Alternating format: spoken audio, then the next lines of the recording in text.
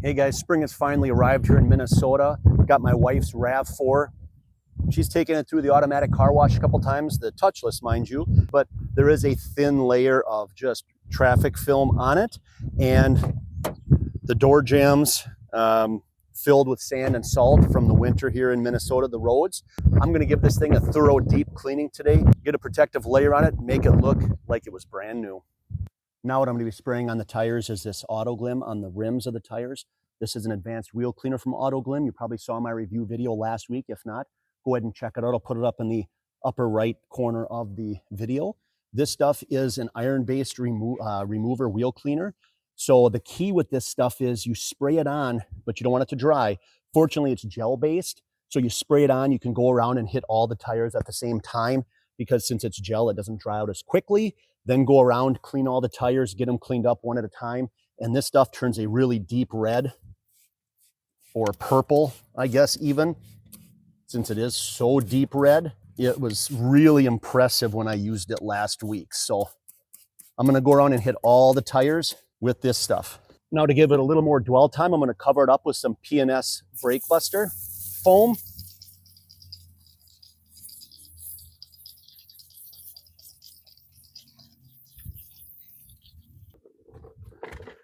And you can really see how this iron remover, how this Auto Glim has just reacted completely with the brake dust. Look at how much purple is on this tire. Now while it continues to dwell, this is some super clean, diluted 1-to-1. And then hit it with the barrel brush. And then hit the faces.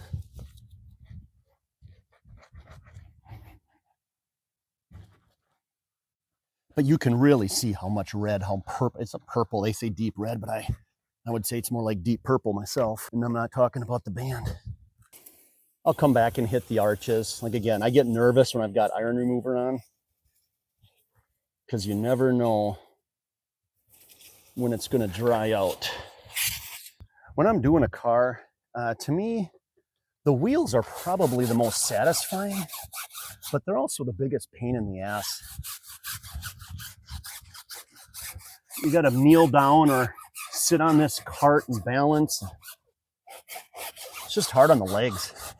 Purple, that is just the amount of brake dust. This is so much better than I've always used Adam's iron remover, and this stuff absolutely, I mean, just blows it out of the water. Now, front tires do take about 80% of the braking power, so that's why your front brakes, your front brake discs, brake pads, excuse me, always run out before your rear ones.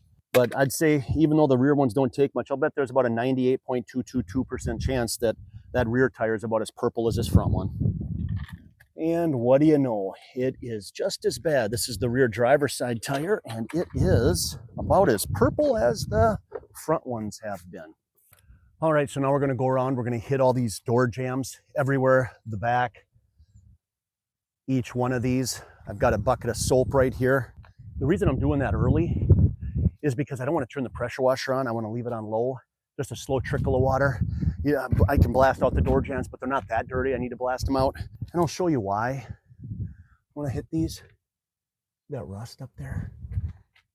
If you don't hit your door jams, you'll get that rust. Because all I want's this trickle of water. And I know I'm going to trickle some water in the vehicle. There's no way around that. This will make a, coming out here, you got a lot of, you got a lot of dirt coming down this. The rear is done. All right, if you look up close now, you can see that there are some bug guts that are up here on this that they're almost etched into the paint. Unfortunately, we've had such an unusual winter/spring that some of these bug guts happened about a month and a half ago, but I haven't been able to. She took it to the regular wash, but I wasn't able to get them removed. So they might have etched into the paint a little bit. I'm going to use some of this. I've got some P&S bug off here. I'm going to spray it on, then I'm going to coat the entire vehicle with some Adams Mega Foam just for more dwell time, because this is another product. You'll notice a lot of products don't let them dry on the vehicle. Let's get this sprayed on. And with the wind today and how dry it is, we're under like a severe fire hazard. So no burning today, but that's why I want to spray this on and then get some mega foam on it right away. Otherwise it's going to dry. Oh, so the camera went off on me, but I applied it to the vehicle. You'll see the foam might even be a little bit thick for me. I covered it up, I'm going to let it dwell for a couple of minutes. Then I'm going to rinse it all off again. Then I'm going to reapply that, do a hand wash, go around, get all the tight areas. In fact, right now is a good time.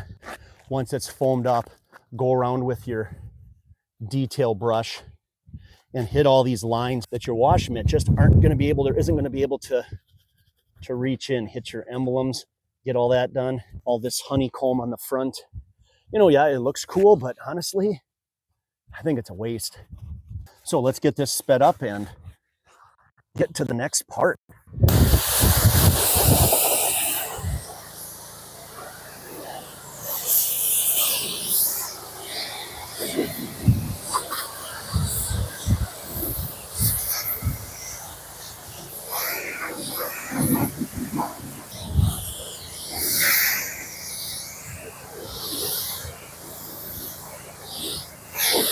One area on vehicles you really got to focus on is up underneath. See how much dirt? I've already rinsed this, but look at, you can see still more. I mean, look at the dirt that is coming out from up underneath this panel. Insane.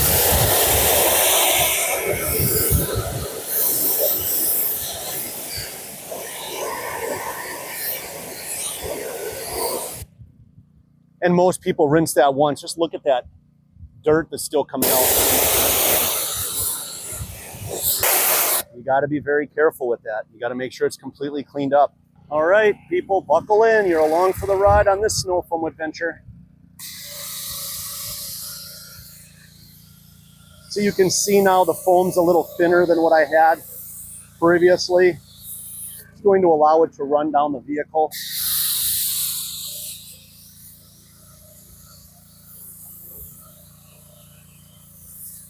There we go. I like that foam better.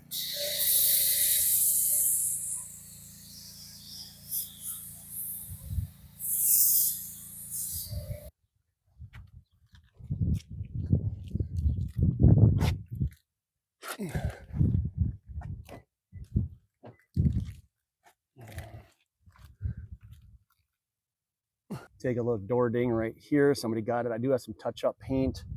Another one. I got some touch-up paint for those. Oh, that one. That's funny. Now you can see, if you look real close, I don't know if you can see it on there. There's a little, like, looks like rust spot. That is surface contaminants, and you can see them all over. All over. This thing needs a serious iron decon, and that's what I'm about to give it. Just bought drying towels from the rag company, and I had this big towel before. I bought their towel. I didn't know it was this little. One of them is a 2-pack. I didn't know I should have bought the big one in the 1-pack, but oofta, does it dry. Now I had to replace my old one because eventually these towels get clogged, and I use rags to riches, but I think what happened with my previous one is our dryer malfunctioned and it got too hot. And well, when your dryer's too hot, it will melt those the microfibers, and you will lose all of your drying ability, absorbency, and that happened. It was bad. This little ass towel, I got 2 of them, and I thought, hey, no ways, I'm gonna need both of them to dry this vehicle.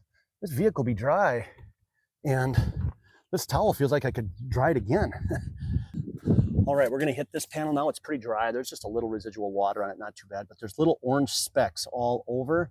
And we're gonna do one panel at a time because I don't want this drying. I usually go around and spray the whole vehicle. Maybe I'll do one side at a time. And this is our Adams iron remover. It's undiluted.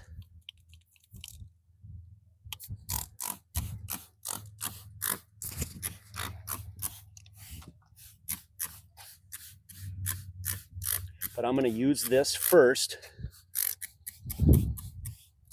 Now, fallout remover is usually one of your most expensive products that you use as a detailer. So you try to go as light as possible, but boy, let's get in here and take a look at this. Look at, I mean, I just washed this, it's clean. Look at all the fallout on this side panel. Look at this. It is just everywhere. Unbelievable. I wonder, somebody in the comments, let me know, does Toyota put clear coat on their white vehicles? Because it sure doesn't seem like it has it, because that clear coat usually does a great job of protecting like this. I mean, it's like there's not even clear coat there. It's like it's immediate scratch right into paint.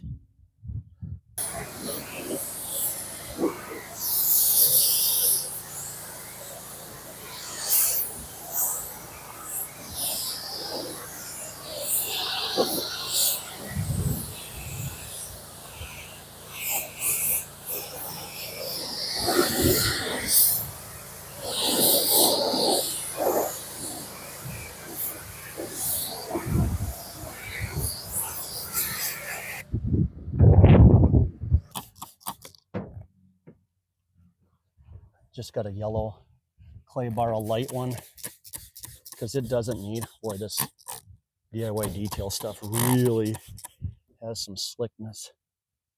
But there, you can feel it. It makes a big difference. Get it completely lubed up and just go to town on it. Claying is easy.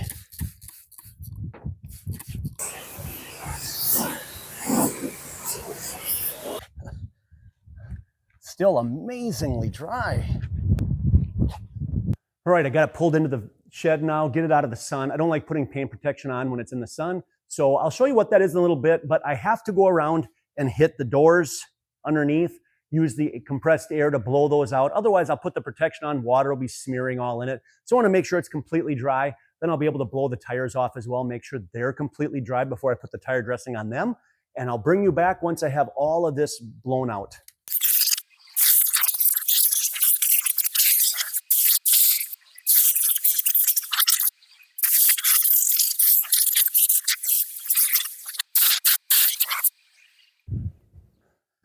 And what I'm going to use now is some Turtle Wax Hybrid Solutions graphene infused flex wax. Really like this stuff. All it takes, 2 sprays on a panel and wipe it in. A little goes a long way on this, guys. And then I got a really soft microfiber from the rag company. But yeah, this is all you do. It's basically, now that the microfiber is got product in it, it's 1 spray per panel, and you might think that's not enough. Do not do any more.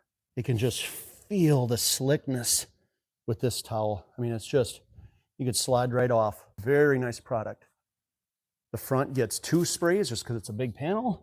It's just a matter of working it in. Work it in across the entire panel, and then grab that other rag, and boy, so slick. And this will last about 6 months. It doesn't last that long in Minnesota winters. I mean, you could almost slide right off this thing. In fact, you would if you jumped on it. Okay, what I'm going to use today for tire shine is, I know that Chemical Guys gets a bad rap, but I really like this tire shine. It is one of the first ones I use. It works great. If you know of any better ones, so let me know. I've tried CarPro Pearl. I wasn't as big a fan of that. I want to try their Dark Side, though. I heard that's really good. And I just purchased this Adams little hex block sponge applicator. It's supposed to be the best for applying. Only thing I don't like about this is, there we go. This is supposed to be the best for applying tire shine. And it sure does a lot better than my microfiber pads I used to use. That sponge holds it and it gets in everywhere. Toughest part on these tires is right on the lip. Right there, inside. I need just a little more. The only thing I can never get underneath, I need those. My British friends have those little like car lifts. You drive up onto them and then you can get the whole tire. I need one of them. The window's a quick cleaning with some Stoner's Invisible Glass. Shouldn't need much since they are pretty clean. Here's my Scrub Ninja. And then just wipe them streak free.